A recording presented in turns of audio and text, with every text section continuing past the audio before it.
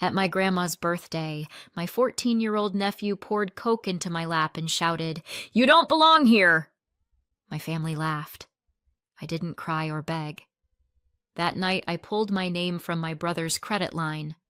2 weeks later, his whole empire began to fall. My name is Rachel. For most of my life in my family, I've been the poor relative, the handy extra adult, the emergency ATM, the person you call when you need a signature, a babysitter, or someone to listen to you complain about your stress from living in a 3-bedroom condo you didn't pay for. We're in Ohio, in a mid-sized city where everyone knows everyone else's business, especially if that business includes drama. My older brother, Mike Miller, is the golden boy, or as my dad used to say, the project that never ends. My mom worships Mike's son, Tyler, 14 years old, gifted, special, almost a genius, if you believe Grandma.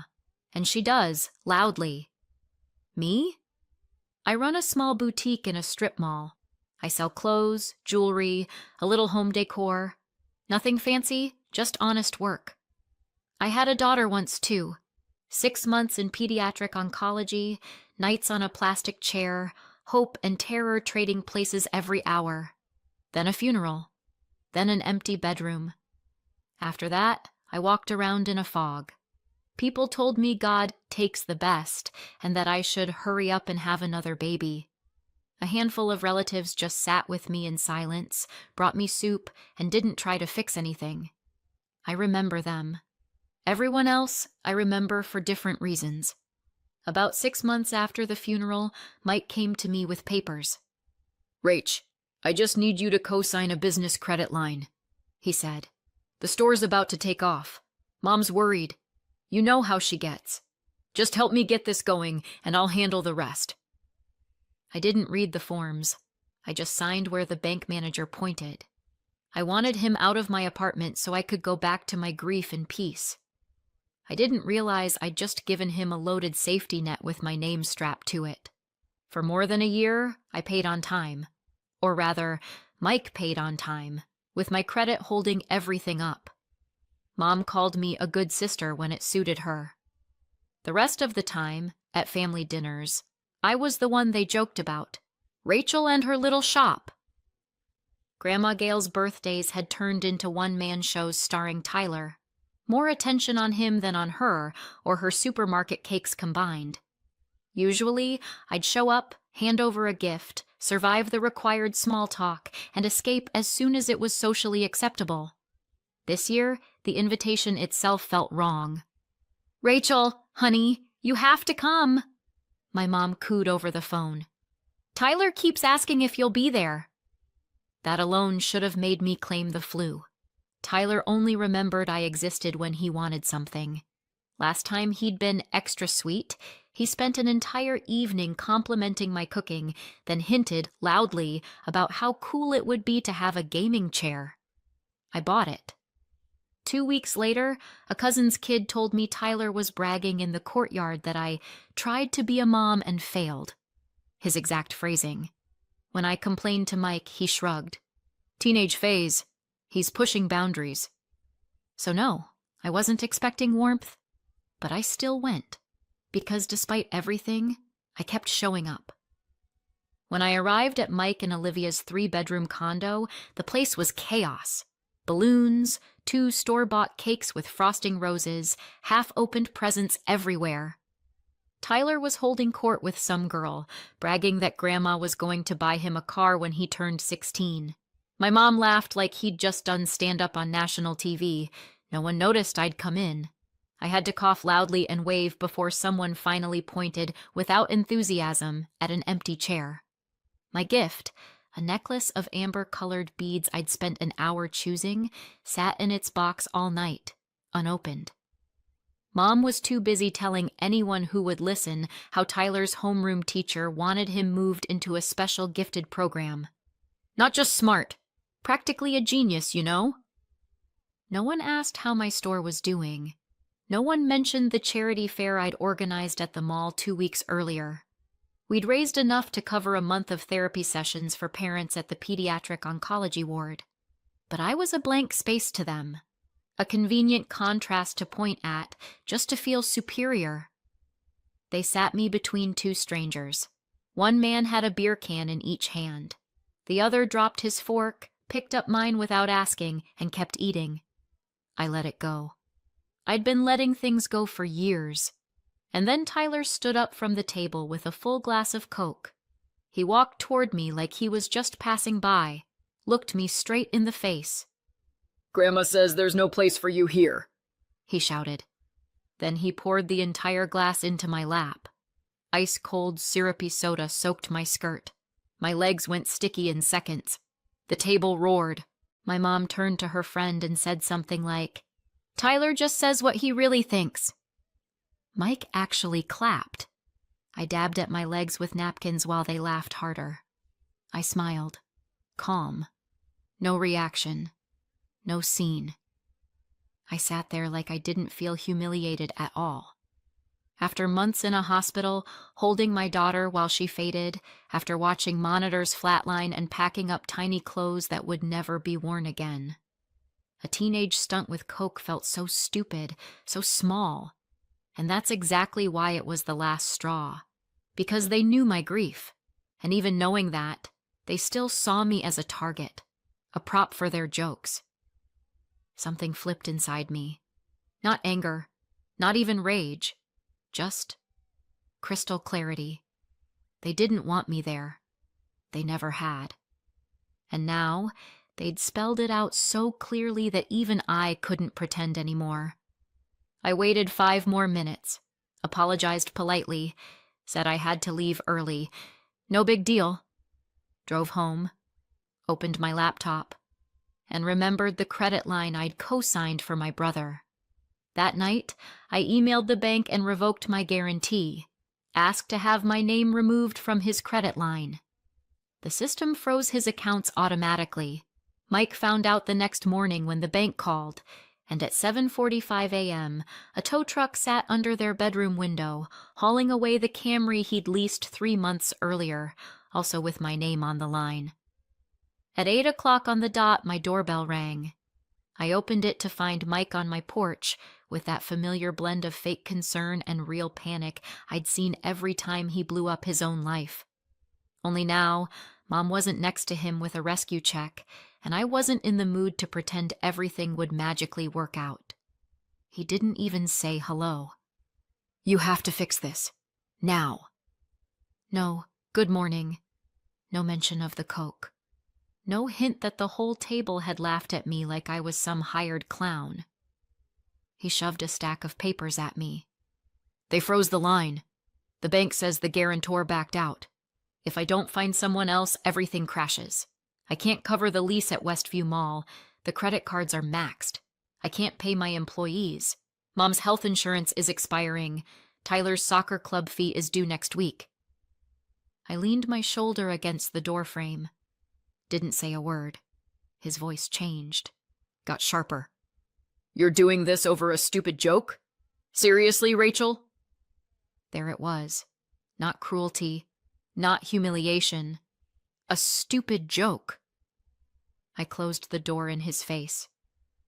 5 minutes later, my phone lit up like a slot machine. First Mike, then his wife, Olivia, then Mom. Guilt. Confusion. Threats. They each tried their favorite angle. Tyler sent a meme video, some influencer fake crying dramatically. No text. Just the clip. By evening, there was a new surprise waiting for me in the parking lot. I stayed late at the shop doing inventory. When I finally stepped out, it was dark and quiet. Just my car under the streetlight and a couple of trash cans. Keys in one hand, grocery bag in the other. My car looked wrong. Both sides were keyed down to the metal. The side mirror lay on the pavement. The back window was a spider web of cracks, hit with something heavy. I just stood there, scanning the empty lot. No one around. Just silence and that weird feeling, like the air itself was waiting for me to explode. I didn't call Mike. I didn't call my mom. I didn't scream or cry or fall apart. I went back into the shop, pulled up the security footage, and hit rewind. There they were, Tyler and one of his buddies, hoodies up, laughing their heads off, one filming on his phone. Tyler walking up to my car, spraying "loser" in red across the side, posing like he'd just dropped a rap album. For the grand finale, he kicked a flower pot off the shop steps. I didn't even blink.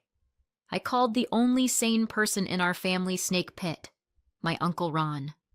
He drove over like the building was on fire. We watched the video together in the back office. When it ended, he leaned back in his chair, looked at me, and said, "Call the police." No discussion. He stayed while I gave my statement. The patrol officer was polite but thorough. "This isn't the first complaint about Tyler Miller," he said, flipping through his tablet. "We've had reports from school, property damage, trespassing. So far, he's dodged any real consequences. With this video, that's going to be harder." The next morning, Mike showed up again. This time, he didn't try the front door. He paced the sidewalk across the street from my house, phone to his ear, calling me over and over while wearing a trench into my block. When he finally realized I wasn't coming out, he started yelling. I couldn't catch every word through the window, but a few floated up clearly. "Traitor. Heartless. You'll regret this." Later, Mom left a voicemail. Her voice was tight and tearful, like she was auditioning for a daytime drama.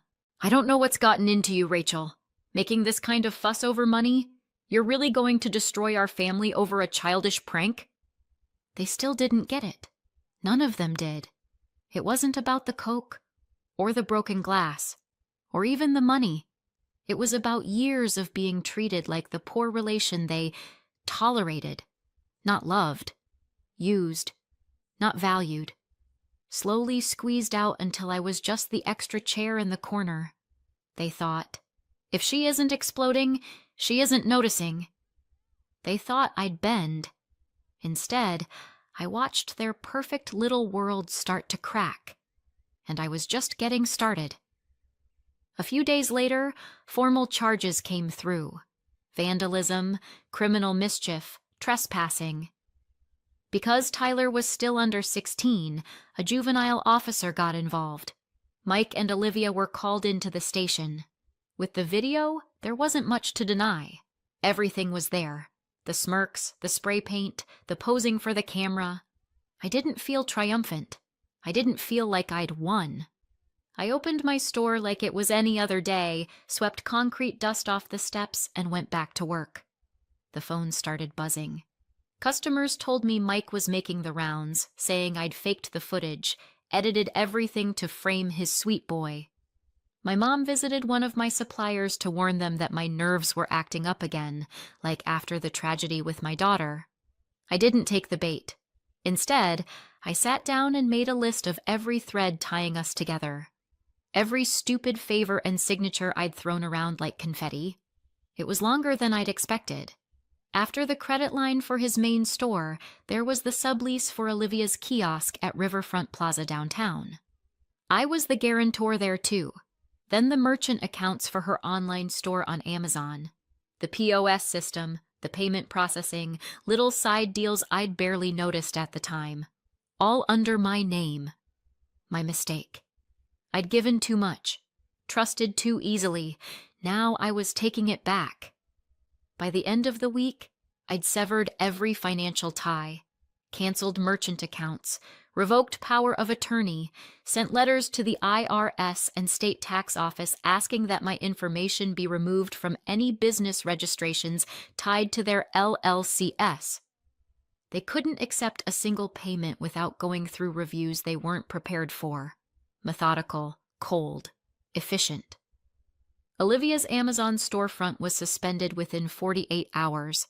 The mall terminated Mike's sublease. A bright notice went up on the kiosk. Closed. Lease terminated. Mike called nonstop. Left voice notes that slid from begging to threats with whiplash speed. By the end, he was almost crying. Mom called too. Very different tone.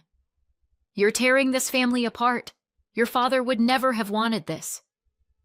Funny, Dad was the only one who ever treated me like a person instead of a backup plan, and that's when it hit me.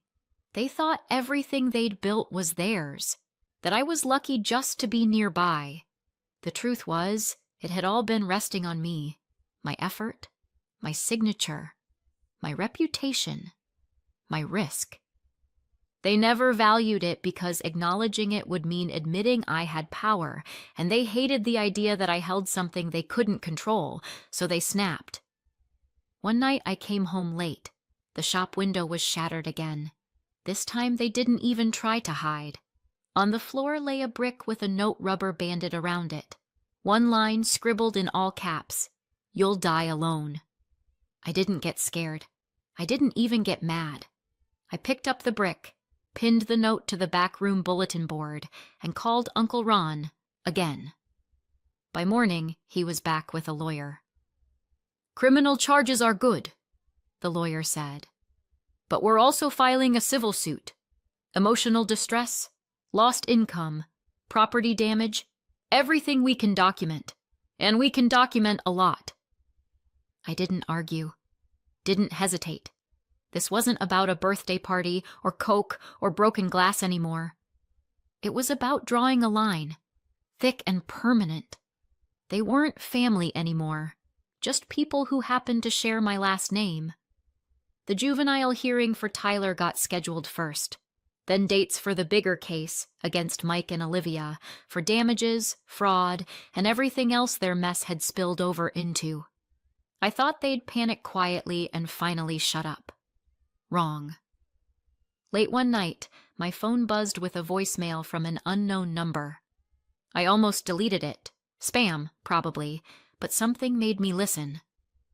A young, shaky voice said, "Hi, my name is Hannah. I worked for your brother at the mall kiosk, the one that closed. At first I didn't understand what was going on, but when I heard about the court case, some things clicked." She'd overheard Mike and Olivia talking a few weeks earlier. They were planning how to make me look crazy so no one would take me seriously. They talked about breaking another window to push me over the edge. "I didn't get it then," she said. "Now I do. I still have our messages. He asked me to buy spray paint and send him receipts. I'm tired of staying quiet." I called her back immediately. Her voice shook, but she didn't back down. I gave her my lawyer's contact info. She sent screenshots of everything. That same night, another woman messaged me. She'd helped Olivia with the online store. She'd seen fake invoices made out in my name, used to get better payment terms from suppliers, like I was a co-owner when I wasn't. They'd even processed a fake return once, claiming a shipment was defective, to get a refund using my good standing. I forwarded it all to Uncle Ron by morning. What had started as just vandalism turned into a full-blown case. Fraud, forgery, illegal use of personal data. The lawyer updated our claims in a few hours. They were not ready. I thought, okay, now they'll realize they've pushed too far. They'll crawl back, apologize, and vanish from my life. Sure. Instead, late that evening, I heard noise downstairs and checked the building camera from an app on my phone. Mike, Olivia, and my mom were standing in front of my shop window, just staring in, like they were waiting to be let in. Then Mike pulled out his phone and started a Facebook Live. I watched in real time from the apartment above the shop. He called me a parasite, said I was milking my daughter's death, that I loved playing the victim to squeeze money out of the family. According to him, 6 months in pediatric oncology, sleepless nights in a plastic chair, and an empty nursery were just part of my master plan to guilt them into helping me. He said I was trying to destroy the family, that I needed psychiatric help. My mom stood behind him, arms crossed, face like stone. Not a word, not a single, "Hey, maybe don't do this." They had no idea I was watching. I didn't run downstairs. I didn't pound on the glass and scream. I called 911, sent the link to my lawyer. The stream disappeared an hour later, but someone had already screen recorded it and posted the video in a local community group called Family Drama in Riverside. Title: Business War in Real Time. The next day, people started coming into the store. Strangers, regular customers, curious neighbors. Are you okay? Some asked. Others just bought something small and said, "Hang in there." I worked, smiled, wrapped purchases, all while my personal life burned in the background like a building I'd already decided not to re-enter. 2 days later, Mike and Olivia served me with a thick envelope. They were suing me. Fraud, slander, damages, the full dramatic package. Their lawyer said they were open to a friendly settlement if I agreed to keep everything private and avoid a public trial. I didn't answer. My lawyer did. They still didn't understand. This wasn't revenge. It was survival. And I wasn't the one who lit the match. The court date was set for Thursday at 9 a.m. I barely slept the night before. Not from nerves exactly, more from the sharp-wired desire to finally lay all the facts on the table, cut the last cords, and walk away. I got there early. Uncle Ron was already standing outside the Franklin County Courthouse, sipping coffee from a paper cup like we were there to contest a parking ticket. "Focus," was all he said as he handed me a copy of what our lawyer had filed the night before, the final version of the lawsuit with all attachments. 7 thick binders of evidence. Mike shuffled into the courtroom later, rumpled tie, bloodshot eyes, moving like gravity had tripled overnight. Olivia trailed behind him, mumbling to herself, glued to her phone like she could scroll her way out of reality. They sat 2 rows ahead of us, never looked back. My mom didn't show. Later, I saw photos someone posted online. That same morning, she was at a cafe patio, cackling with her friends over cappuccinos. Too sick and anxious for court, apparently. The judge, a woman around 50 with a stripe of gray in her hair, ran the hearings like a metronome, steady, precise, no extra drama. Our lawyer laid everything out, piece by piece. The security video of Tyler vandalizing my car, the Facebook Live recording, the fake invoices with my forged signature that Olivia had used with suppliers. Then came the witnesses, 3 former employees, 2 suppliers, and Hannah with her screenshots of Mike planning the second broken window. With each new document, Mike sank deeper into his seat. Olivia's hands shook as she flipped through her own copies, then gave up and just stared at the table. Our lawyer didn't just ask for reimbursement. He asked for emotional damages, lost profits, legal costs, the whole thing. Their lawyer tried to spin it as a family disagreement that got out of hand, said it should be resolved quietly without ruining people's lives financially. The judge wasn't buying it. She flipped through the transcript of the live stream, paused on certain lines, and looked over the screenshots. Then she said something I will never forget. "If this is how your family resolves personal issues, I'm glad it became public record. We won. On every count." The court ordered Mike and Olivia to pay me a sum that made Olivia gasp out loud. Tyler was sentenced to community service, mandatory sessions with the school counselor, and written apologies, including one addressed to me. The apology hit my email a week later. The grammar was too perfect. I'm pretty sure my mom wrote it. I didn't respond. But what happened after court might have been even uglier than the trial itself. When I got home that day, the flower bed by my building entrance was destroyed. My mailbox was crushed. Someone had dumped food waste across my doormat. I sighed, swept everything up, installed another security camera by the entrance with a motion sensor, and filed another report. This time, the police didn't shrug. "We've got a pattern now," the officer said. "We'll add it to the case file." A few days later, I heard from a cousin who'd stayed neutral through all of it. He'd been at a distant relative's barbecue when my name came up. Mom told everyone I'd become a cold, bitter woman exploiting my tragedy for attention. Mike bragged that he wasn't done yet. I didn't answer the message. I just took a screenshot and saved it. And then something clicked in my head, and for the first time in years, I felt calm. They were falling apart. The stronger I got, the faster they crumbled. Meanwhile, my shop was doing better than ever. I launched a line of products from local makers, handmade jewelry, ceramics, natural skincare. Negotiated a deal with a regional organic supplier. Sales doubled in a month. I hired 2 more employees and rented a small storage unit for extra stock. I was exhausted, but it was the good kind, the kind that feels earned. I also made sure the right people knew about it. Not everyone, just the ones who'd called on birthdays without being prompted, who'd shown up at my daughter's funeral without having to be begged, the ones who'd simply sat next to me in the hospital waiting room and didn't say garbage like, "Everything happens for a reason," or "God only takes the best." I told them casually about the expansion, about a piece on my store in a local business magazine, about being shortlisted for an Entrepreneur of the Year award from the Chamber of Commerce. I knew the news would travel, and I knew it would eat at the people who'd spent years telling me I'd never survive without their approval, without their support, without the sacred Miller name. Now they were the ones outside the circle, and the scariest part for them? I was fine. Months passed. The cameras did their job. The locks held.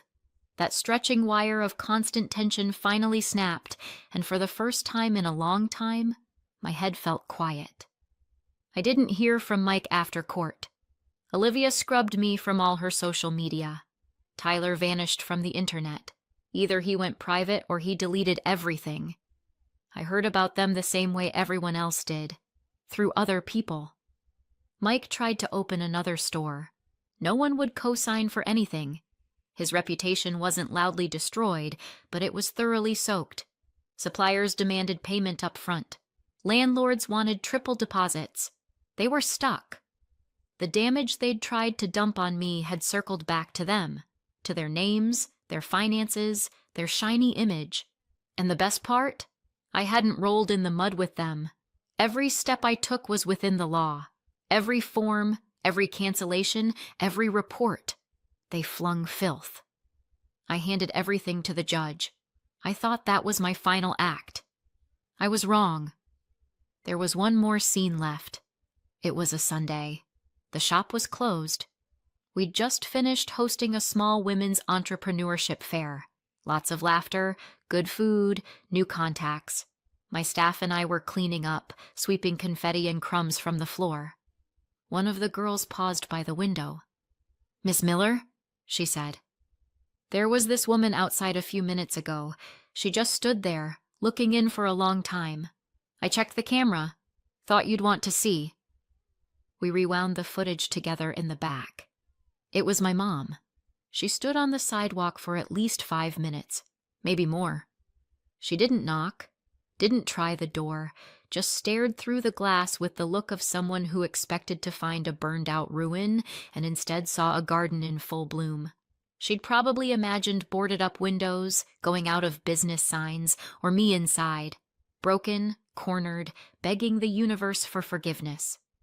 Instead, the camera showed people laughing as they finished cleaning after a big event. Shelves stocked with new collections. My employees joking with each other as they stacked boxes. The smooth rhythm of something that worked. A successful business that didn't have their fingerprints on it. She turned away eventually. Walked off. I didn't run after her. Didn't grab my phone with a sudden urge to call. I went back to wiping down glass shelves and double-checking the day's numbers. By then, her appearance meant about as much as the shadow of a random passerby at dusk. Here's the strange part. I don't hate them, this family that shares my last name. I don't miss the Sunday lunches where every spoonful of soup came seasoned with judgment, or the holidays where I brought a carefully wrapped gift and went home with leftovers of contempt. I live quietly now. Work hard, sleep at night. They said there was no place for me at that table. Fine. I built my own, and I decide who gets a seat. So tell me, was I too harsh? Or did I finally draw the line where it should have been all along? Let me know in the comments. And if you want more stories like this, don't forget to subscribe and hit the bell. So what do you think? Did she go too far or not far enough? Let her know in the comments, and subscribe for more.